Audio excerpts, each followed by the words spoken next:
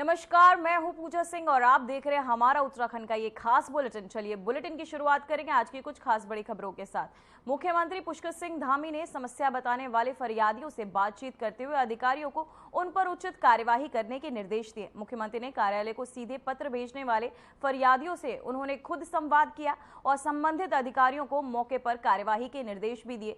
खेतों की सिंचाई हो, सड़क की मरम्मत हो या अतिक्रमण की शिकायत, मुख्यमंत्री ने हर मामले पर त्वरित संज्ञान लिया है। तो वहीं लगातार मुख्यमंत्री संज्ञान लेते हुए हर फरियादियों की आवाज सुनते हुए आपको बताते चले, सीएम धामी ने फरियादियों से की बात, साथ ही अधिकारियों को दिए निर्देश।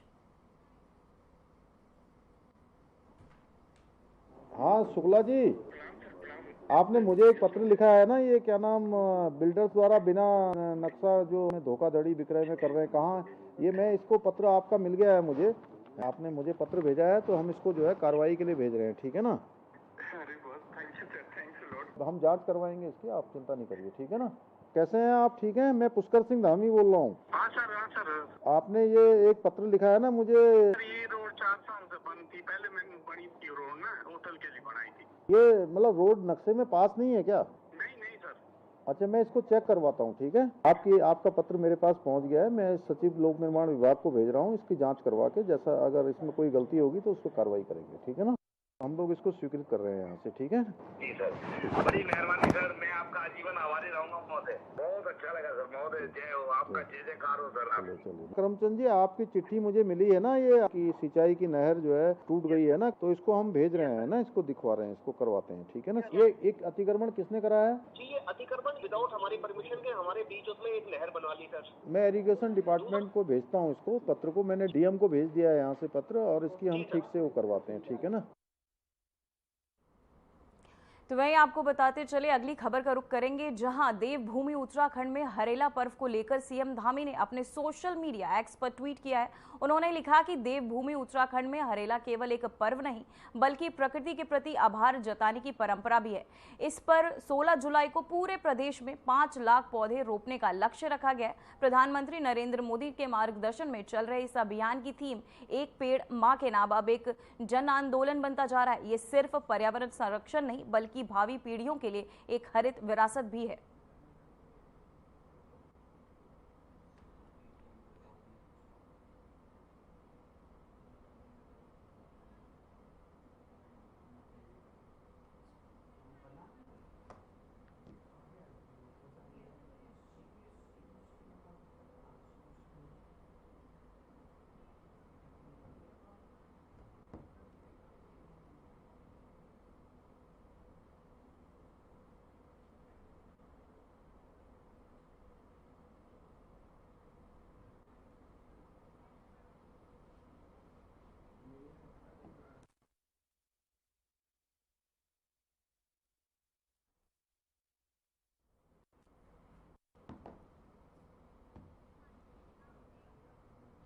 तो वहीं उत्तराखंड में ऑपरेशन कालनेमी की लगातार तारीफ हो रही, तो वहीं साध्वी प्राची ने मुख्यमंत्री पुष्कर सिंह धामी की तारीफ करते हुए कालनेमी की सराहना की है।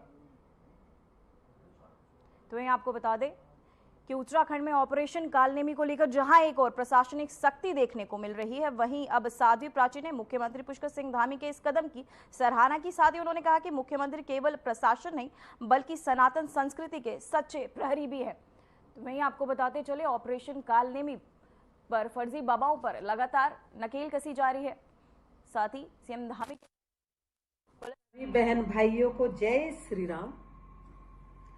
आज के समय में जब धर्म के नाम पर ठगी हो रही, महिलाओं के साथ में दुर्व्यवहार हो रहा और छद्म वेश धारण जैसी बहुत सारी घटनाएं हो रही है, तब आवश्यकता पड़ी है कि कोई सशक्त नेतृत्व आगे आकर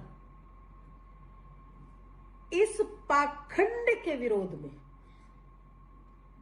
मजबूती के साथ खड़ा हो सके। धर्म रक्षक, संस्कृति के पोषक, सच्चे देशभक्त उत्तराखंड के सीएम साहब, मेरे लाडले भाई सम्मान्य श्री पुष्कर सिंह धामी जी के कुशल नेतृत्व में ऑपरेशन कालनेमी एक बहुत साहसी कदम है।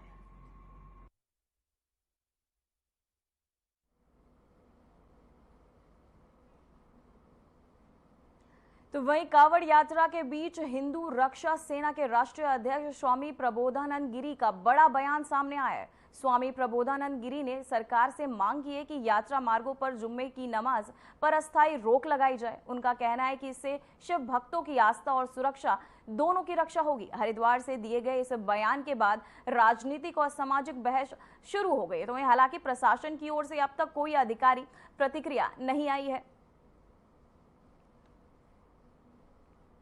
तो वहीं स्वामी प्रबोधानंद का ये बड़ा बयान जो सामने आया, जहां कावड़ यात्रा को लेकर उन्होंने ये बात कही, साथ ही आपको बता दें कावड़ मार्ग पर नमाज रोकने की मांग भी उनके तहत की गई है।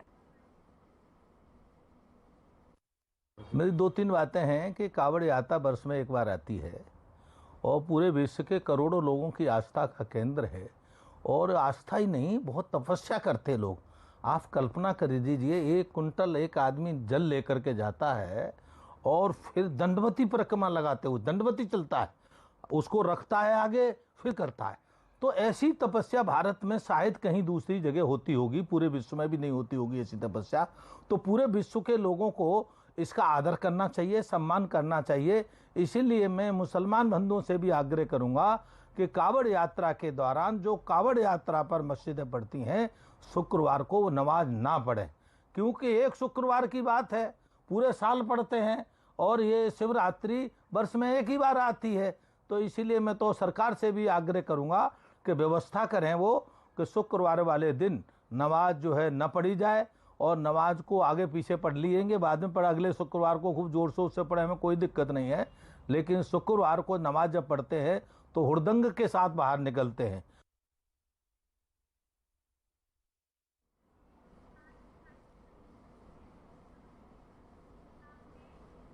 इसी खबर पर तमाम जानकारी के साथ हमारे साथ साध्वी प्राची धर्मगुरु हमारे साथ जुड़ चुकी हैं। मैम, मैं जानना चाहूंगी, आपने कालनेमी ऑपरेशन की तारीफ भी की है, इसको लेकर आप क्या कहना चाहेंगी?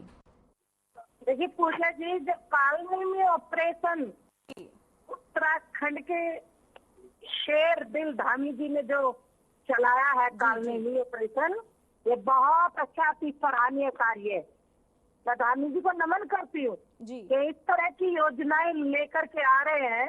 ये बेटियों को सम्मान, नारी का सम्मान, और जो फर्जी बाबा धर्म के, हिंदू धर्म के, सनातन धर्म के अंदर जो सारी कुरीतियां, एक पाखंड का पिटारा तक है, तो उसका भंडाफोड़ कालनेमी ऑपरेशन के द्वारा होगा।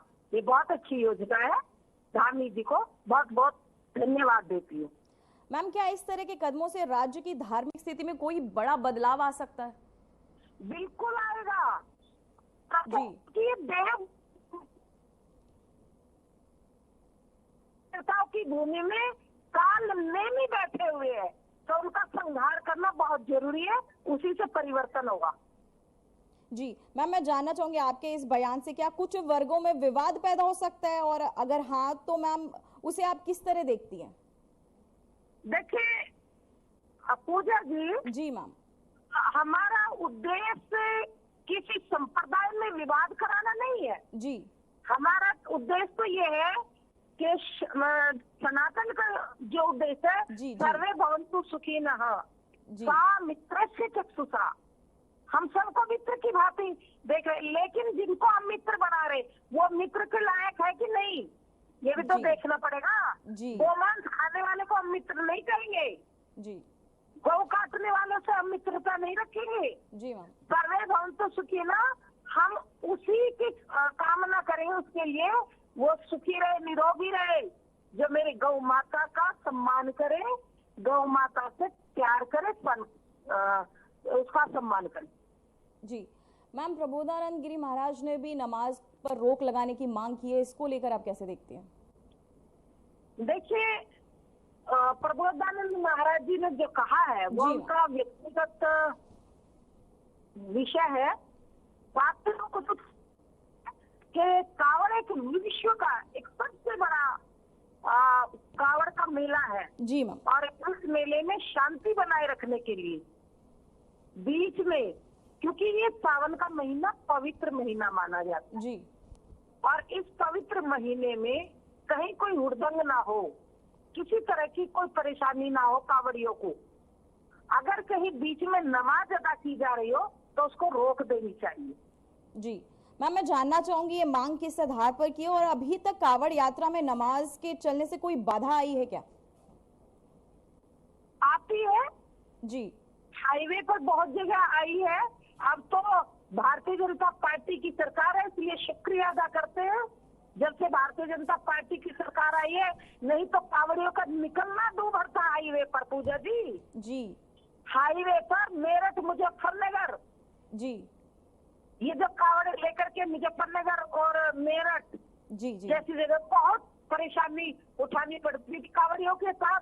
कितने झगड़े होते थे, कितनों को तो मार करके फेंक दिए जाते थे। जी, ये तो भारतीय जनता पार्टी की सरकार है कि फूल बरसाए जा रहे हैं। जी मैम, क्या ये बयान कावड़ यात्रा की धार्मिक भावना को राजनीतिक रंग देने की कोशिश तो नहीं है? नहीं, ऐसा कुछ नहीं है और ना ही इसको राजनीतिक रंग देना चाहिए। जो लोग राजनीतिक रंग देने के लिए जिसकी मानसिकता है वो गलत है। जी मैम, क्या ये कावड़ यात्रा के दौरान यातायात या सुरक्षा व्यवस्था के विशेष निर्देश भी जारी किए गए? एक मिनट, हाँ जी क्या बोले मैम? मैं जानना चाहूंगी क्या कावड़ यात्रा के दौरान यातायात या सुरक्षा व्यवस्था के लिए भी कोई विशेष निर्देश जारी किए गए? हाँ, विशेष निर्देश जारी किए गए हैं कावड़ के लिए और वो रूट तय किए गए प्रशासन के द्वारा। मैम ये मांग जी मैं जानना चाहूंगी कि ये मांग किस आधार पर अभी तक कावड़ यात्रा में नमाज के चलते कोई बाधा आई है, उसे लेकर मैम किस आधार पर ये मांग की जा रही है? कौन सी मांग? मैम ये कावड़ यात्रा पर जो नमाज की रोक की ये मांग है, ये किस आधार पर की जा रही है? मैम देखिए, ये तो प्रबोधानंद जी बताएंगे जी, ये तो उनका विषय है, उन्होंने बयान दिया है। मेरी तो केवल इतनी सी गुजारिश है सरकारों से कि कावड़ियों के लिए जितनी सुविधा और उनको सुख का ध्यान रखा जाए उतना ही सरकारों को भी पुण्य मिलेगा। मैम मैं जानना चाहूंगी, जैसे आप कावड़ियों के लिए मांग कर रही है, वैसे नमाजी भी तो ये डिमांड कर सकते हैं सरकार से? देखिए, ये मेरा विषय नहीं है मैडम पूजा जी। ये मेरा विषय इतना सा है कि सावन का पवित्र माह है। सावन के पवित्र माह में कावड़ियों की सुख सुविधा का ध्यान रखना चाहिए और सरकारें बहुत अच्छे से रख रही है। मैं इसका कोई इफ या बट नहीं कर रही हूँ, ये बहुत अच्छे से सरकारें काम कर रही है। उत्तराखंड की सरकार धामी जी कर रही है, उधर भारतीय जनता पार्टी की सरकार उत्तर प्रदेश में कर रही है, तो इसलिए ये बहुत अच्छा कार्य हो रहा है। फिर भी जाने अनजाने में किसी तरह का कावड़ियों को कष्ट ना हो, इतनी सी गुजारिश है।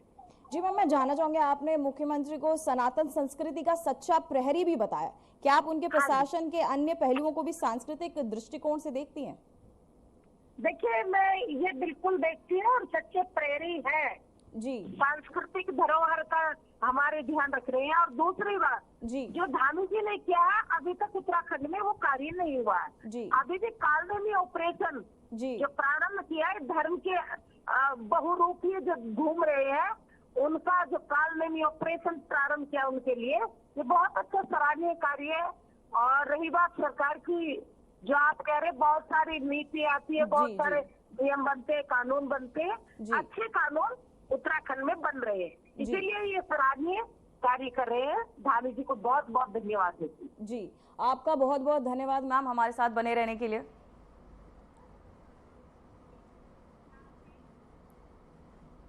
तो वहीं उत्तराखंड बीसीसीआई ने अपना पहला इंटरनेशनल सेकेंड क्रिकेट स्टेडियम बनाने जा रही है, जहां आपको बताते चले देहरादून के धुलई गांव में करीब 50 बीघा जमीन पर का चयन कर लिया गया, जहां बीसीसीआई के पिच आपको बताते जाए ड्यूटर आशीष भौमिक ने हाल ही में स्थल का निरीक्षण किया, जहां उत्तराखंड क्रिकेट एसोसिएशन के सचिव महिम वर्मा ने बताया कि स्टेडियम 30,000 दर्शकों की क्षमता वाला होगा और इसे 1 साल के भीतर तैयार करने का लक्ष्य भी रखा गया। फिलहाल देहरादून में अभिमन्यु स्टेडियम और राजीव गांधी इंटरनेशनल स्टेडियम मौजूद है, लेकिन CAU का खुद का मैदान नहीं है। नया स्टेडियम तैयार होने के बाद शहीद मुश्ताक अली विजय हजारे ट्रॉफी जैसे घरेलू टूर्नामेंट भी उत्तराखंड को मिलने की उम्मीद है। साथ ही आपको बता दें कि निर्माण कार्य 2 चरणों में होगा। पहले चरण में ग्राउंड और ड्रेसिंग रूम और दूसरे चरण में क्लब हाउस व अन्य सुविधाएं तैयार की जाएंगी। साथ ही इस परियोजना में उत्तराखंड क्रिकेट को नई ऊंचाइयां मिलने की संभावना है।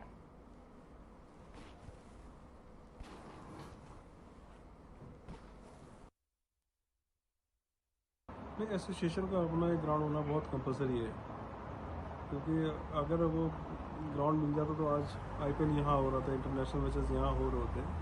हालांकि सरकार का कॉपरेशन है, उनका भी कुछ अपनी टेक्निकली या लीगलिटी जो भी होगा तो मैं तो ये कहता कि सरकार का कॉपरेशन तो है।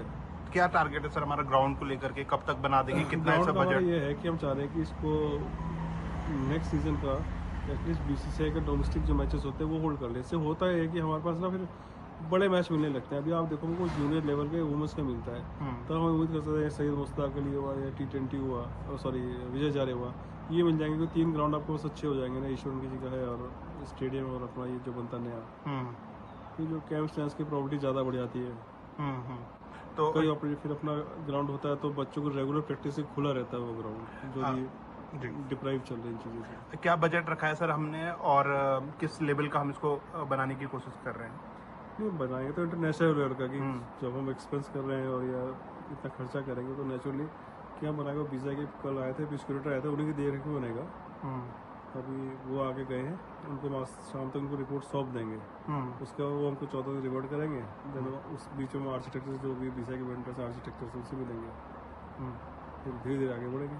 पहले फेज में ग्राउंड है और ड्रेसिंग रूम वगैरह है, फिर नेक्स्ट फेज में क्लब हाउस है, फ्लड लाइट्स वगैरह, फिर स्टेडियम पे जाएंगे।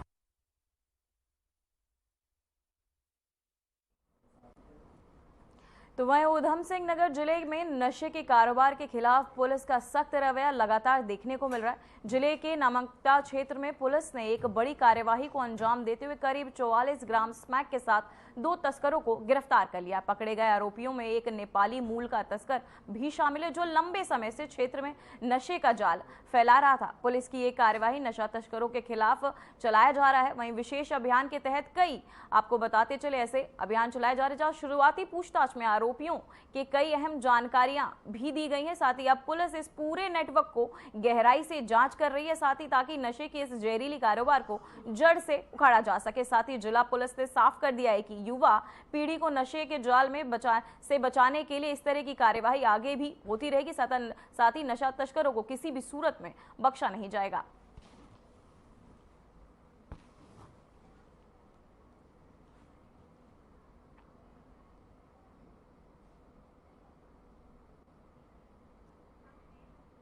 कांवड़ यात्रा के मद्देनजर हरिद्वार जिले के भादराबाद क्षेत्र में पुलिस और पैरामिलिट्री फोर्स ने फ्लैग मार्च निकालकर सुरक्षा का शक्ति प्रदर्शन किया। साथ ही पतंजलि फ्लाईओवर की ओर कॉलेज तक चला ये पैदल मार्च सुपर जोनल पुलिस अधिकारी स्वप्न किशोर के नेतृत्व में संपन्न हुआ। साथ ही अधिकारियों ने कहा कि अफवाह फैलाने वालों और आपको बताते चले कि उपद्रवियों के पर कड़ी निगरानी रखी जा रही। साथ ही मार्च के दौरान लाउड स्पीकर के माध्यम से यात्रियों को स्वयं और नियमों का पालन करने की भी अपील की गई है। यात्रा को लेकर हरिद्वार पुलिस पूरी तरह अलर्ट मोड पर है। साथ ही पुलिस बल, ट्रैफिक व्यवस्था, निगरानी तंत्र और संवेदनशील क्षेत्रों में तैनात अतिरिक्त फोर्स के साथ कांवड़ यात्रा को शांतिपूर्ण और सुरक्षित बनाने की कवायद तेज कर दी गई है। प्रशासन ने साफ किया कि यात्रा मार्गों पर सुरक्षा के साथ साथ श्रद्धालुओं की सुविधा का भी पूरा ख्याल रखा जाएगा।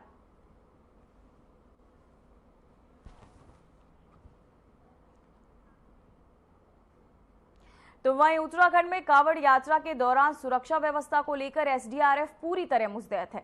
इसी के साथ आपको बता दें कि एक बड़ा उदाहरण इस वक्त देखने को मिला जब कांवड़ घाट पर नहाते समय 6 शिव भक्त अचानक फिसलकर गहरे पानी में चले गए। हालात तेजी से बिगड़ते हुए आपको देखते हुए एसडीआरएफ की टीम ने उन्हें बाहर निकाला। साथ ही फिसलन से बीच बचाव अभियान बेहद चुनौतीपूर्ण रहा, लेकिन एसडीआरएफ जवानों ने पूरी सतर्कता और साहस के साथ उनकी मदद की। साथ ही एसडीआरएफ की तत्परता एक बार फिर साबित करती है कि सावन माह में बड़े श्रद्धालु दबाव के बीच भी प्रशासन हर खतरे से निपटने के लिए पूरी तरह तैयार है।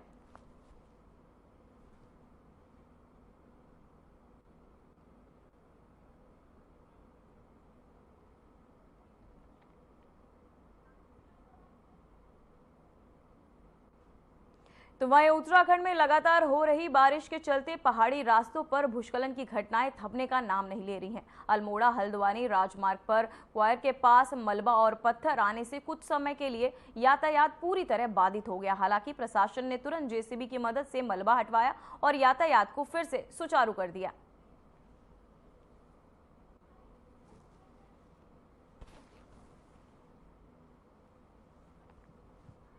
जहां मलबा आने से यातायात बाधित हुआ, जहां प्रशासन के तहत त्वरित कार्यवाही के चलते यातायात मार्ग को फिर से सुचारू किया गया। अल्मोड़ा हल्द्वानी मार्ग मलबा आने के चलते बंद किया गया था।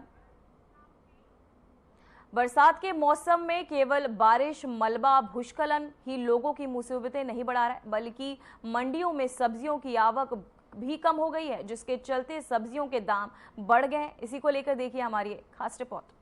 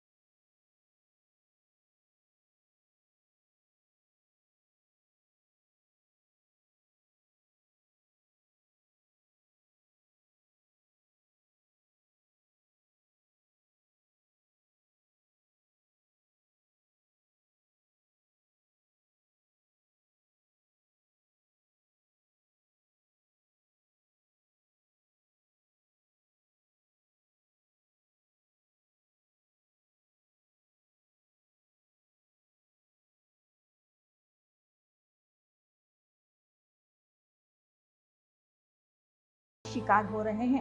रुद्रप्रयाग में मयाली, बसुकेदार, गुप्तकाशी मार्ग पर बड़ेथ में बरसाती पानी जमा होने से कई आवासीय भवन खतरे की जद में आ गए हैं। लोगों के घरों में पानी घुस गया है। गांव के समीप सड़क पर 50 मीटर के हिस्से में बरसाती पानी जमा हो गया है, जिसकी वजह से हादसे का खतरा बना हुआ है। वहीं बद्रीनाथ हाईवे पर भरने वाले पानी में भूस्खलन का दायरा बढ़ता जा रहा है। यहां हाईवे का लगभग 40 मीटर हिस्सा भूस्खलन के साथ ही भू धसाव की चपेट में है और जमीन धीरे धीरे अलकनंदा की ओर खिसक रही है। पहाड़ी से हो रहे भूस्खलन के कारण यहाँ हाईवे सकरा हो गया, जिसकी वजह से बद्रीनाथ धाम और हेमकुंड साहिब के यात्रियों के साथ ही स्थानीय लोगों को आवाजाही में परेशानियों का सामना करना पड़ रहा है। वहीं पहाड़ी से गिरने वाले छोटे छोटे पत्थर भी खतरा बने हुए हैं। चमोली के नंदा नगर में भूस्खलन होने से 1500 की आबादी प्रभावित हो गई है। यहाँ भूस्खलन होने के कारण विकास खंड के आला, गैरी, सीख और पेरी गांव को जोड़ने वाला रामणी पेरी मोटर मार्ग लगभग 4 मीटर तक ध्वस्त हो गया है।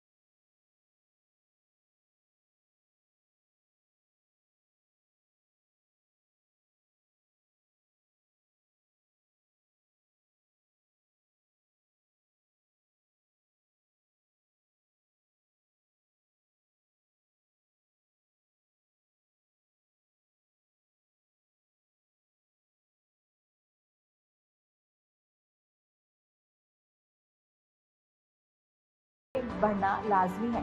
ऐसे में बारिश केवल प्राकृतिक आपदा नहीं, आर्थिक मार भी बनकर सामने आई है। Bureau report, Aryan TV.